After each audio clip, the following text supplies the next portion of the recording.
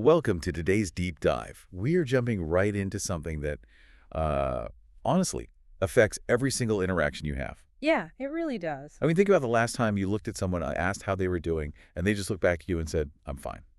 Oh, the classic. Right, just two simple, identical words. hmm But depending on the room you're standing in, those two words can be like a warm blanket of reassurance. Yeah.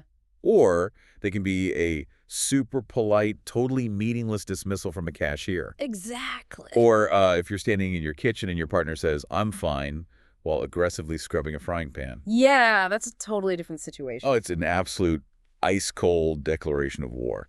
So if the phonetic sounds never change and the letters never change, where is the meaning actually hiding? It's the central mystery of how we communicate, really. Yeah. We operate under this baseline assumption that words contain meaning, the way a cup contains water. Right. But as your kitchen scenario proves, the cup is often empty.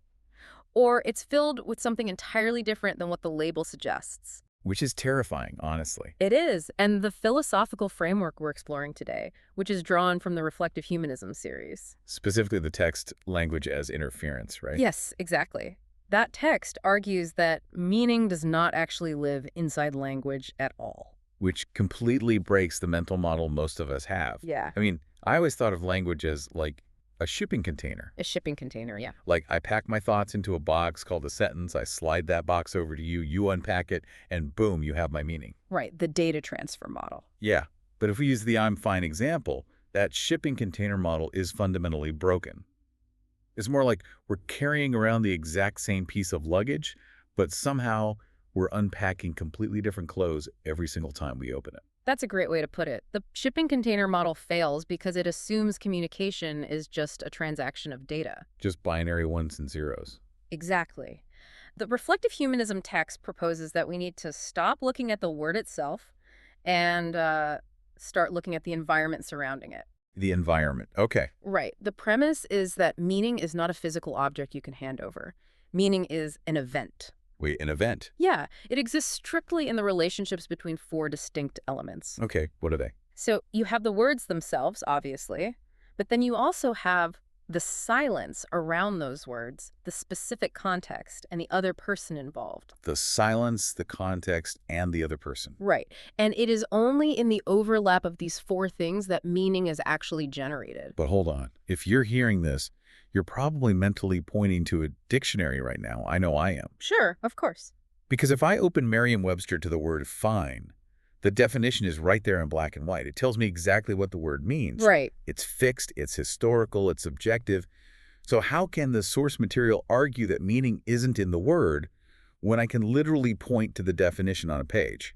Well, the dictionary is a crucial tool, but the text frames it more as a snapshot. A snapshot. Yeah, a dictionary provides a fixed point in space. It's essentially a fossil of how a word has been used in the past. Oh, a fossil. That makes sense. Right, but human consciousness, and especially a live conversation, they're not static fossils.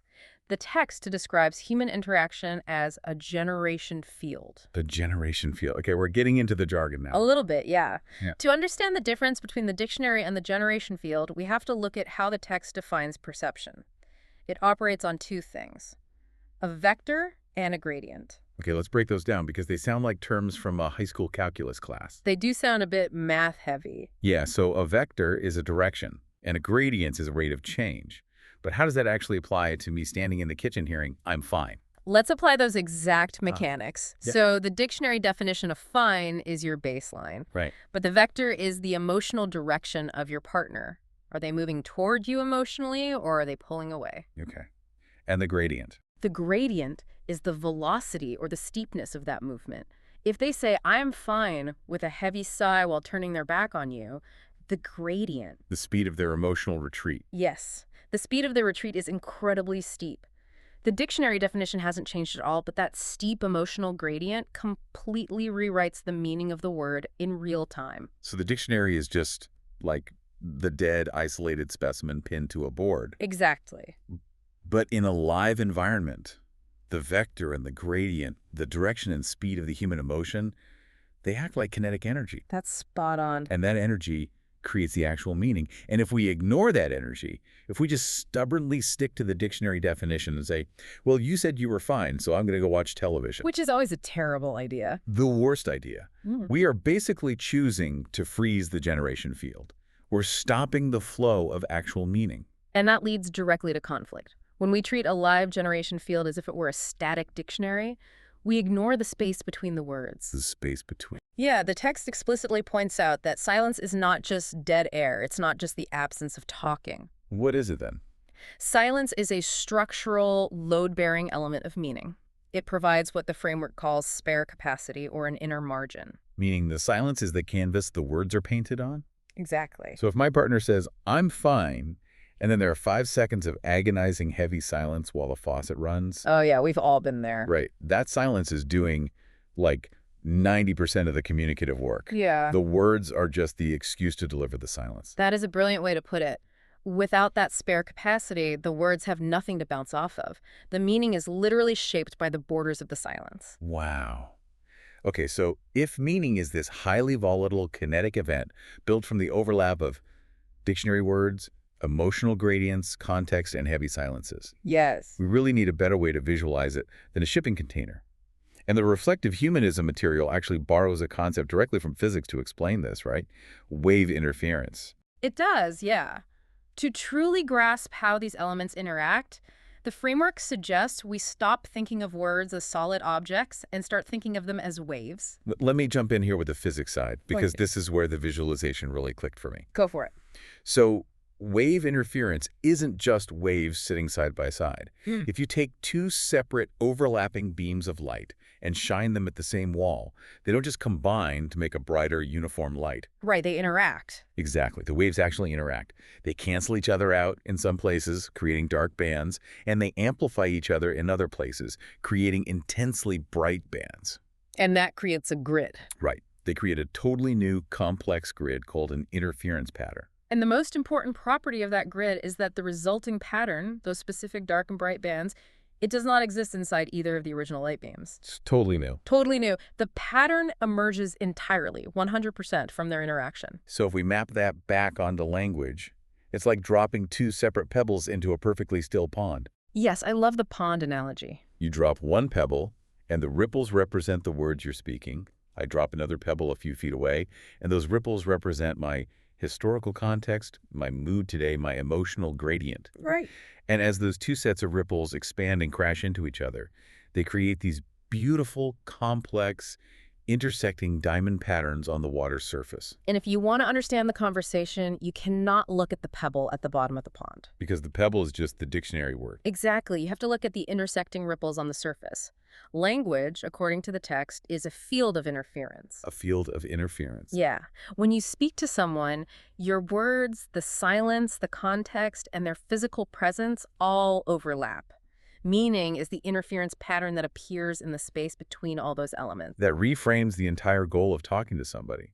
Because if meaning is just the complex ripple pattern on the surface of the pond, then understanding someone isn't about downloading their data into your brain. No, not at all. It's not about memorizing the sequence of sounds they made. The text argues that understanding is actually the physical and cognitive act of tuning the interference. Tuning the interference. Yeah, think about an old school radio dial. You are adjusting your own internal receiver to read the specific pattern that has appeared between the two of you. Okay. You're observing how their words are crashing against the context of your shared history, and you are tuning yourself to resonate with that specific frequency. So when someone is furious but says, I'm fine, my brain is naturally tuning to the interference pattern of their clenched jaw, the history of the argument we had yesterday, and the sharp acoustic silence in the room. Exactly. You are reading the ripples. I am reading the ripples. And if I refuse to read the ripples, if I demand that they just give me a straight dictionary answer, I am causing what the text calls transparent pain. Transparent pain. Yes, that is a profound concept in this framework. It sounds painful. It is. It describes the friction we cause when we try to force a fluid kinetic generation field into a rigid static box. Like trying to shove the pond into a shipping container. Exactly. When we demand that a complex emotional state be reduced to a simple data point, We are ignoring the reality of how meaning is generated. We are trying to freeze the pond instead of watching the ripples. Wow. We cause pain because we are invalidating the other person's context and their gradient. We are telling them their ripples just don't matter. And we've all done that. I Right. mean, we've all said, just tell me exactly what you mean, knowing full well that what they mean is scattered across a dozen different intersecting emotions. Oh, absolutely. We demand the shipping container because it's easier than tuning the interference. It requires way less cognitive effort to demand the container. Tuning interference requires vulnerability. And it requires spare capacity on your end, too. You have to be willing to be altered by the pattern. But wait, if meaning requires two humans bringing their own messy contexts, histories, and emotional gradients to the pond to create these intersecting ripples, what happens when we remove one of the humans? I mean, we are living in an era where you and I talk to artificial intelligence every single day. We do. If I say I'm fine to an AI chatbot, there's no shared human history to crash against. There's no partner aggressively scrubbing a frying pan. Does the interference pattern just fail? Does the pond go completely still? This is perhaps the most compelling application of the reflective humanism framework. Okay, lay it on me. When we converse with an AI, the fundamental mechanics of the generation field do not change, meaning still does not live inside the AI's database. It doesn't. No, the AI does not have a hidden reservoir of true meaning that it's just dispensing to you. In a dialogue with an AI, the meaning emerges in the space between the human, the AI, and the context. So the pond is still there, just has a very different type of pebble being dropped into it. Exactly. The dialogue itself becomes a shared interference field. But instead of two turbulent human egos crashing into each other, it is a smaller, more controlled interference experiment. A controlled experiment. Yeah, you and the AI are generating meaning together in that space. But that is so completely counter to how and I think most people, use AI right now. Usually I go to an AI because I want a fixed point. You want the dictionary. Right. I want it to be the ultimate dictionary. Yeah. I want a summary of a document. I want a block of code. I want a historical date. I want it to hand me the shipping container so I don't have to do the work of tuning anything. And that is a perfectly valid utility for a database. But when we move into actual dialogue with an AI, the text introduces a totally different paradigm. It calls this the atmospheric health scan mode. Atmospheric health scan. That sounds like something from a sci-fi medical bay on a spaceship. It does, yeah. Explain how that actually works in Yeah. a normal conversation with a chatbot. Well, the core idea is that the AI in this mode is not there to force an objective truth onto you. It's not trying to fix your thinking or debate you the way a human with an ego might. Yep. Instead, it acts as a transparent atmosphere. Its primary function is to quietly reflect your own cognitive position, your biases, and your intellectual blind spots right back to you. Let me see if I can ground that with a real-world scenario. Sure. Imagine I'm furious at my boss, and I open an AI chatbot and type in a deeply aggressive, passive-aggressive prompt asking it to draft an email demanding a raise. Okay, I can picture that. The AI processes my angry prompt, and it spits back a highly polished, professional, diplomatic email. And my immediate reaction is anger. You're mad at the AI. Right. I get mad at the AI. I feel like it's censoring me, or it's not understanding my righteous anger. Yeah. But in reality, the AI hasn't done anything to me. It has merely acted as a perfectly still pond. Yes. I threw my heavy, angry pebble into it, and the ripples of my own unexamined workplace rage just bounced off the AI's neutrality and hit me right in the face. That is the atmospheric health scan in action, perfectly described. You are observing your own emotional gradient through the reflection of the AI. But if the AI is just acting as a transparent atmosphere, if it's truly just a mirror reflecting my own unexamined thoughts back to me, Yeah. does that mean the meaning I extract from an AI conversation is really just a new pattern of my own consciousness? Yeah. Am I just sitting in a room talking to myself? In a structural sense, yes. But it is a highly observable, structured version of yourself. The source text argues that this is the profound philosophical value of AI. Because it's a mirror.